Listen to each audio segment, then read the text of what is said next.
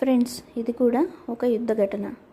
భీముడు ఏనుగులను సైనికులను చంపి ఎలా కుప్పలు కుప్పలుగా వేస్తున్నాడో చూశారు కదా. భీముడు అంత బలశాలి ఎవరు ఉండరని చెప్తారు కదా. బండెడు అన్నం తింటాడని, ఎంతో బలంగా ఉంటాడని కథలు ఉన్నాయి కదా.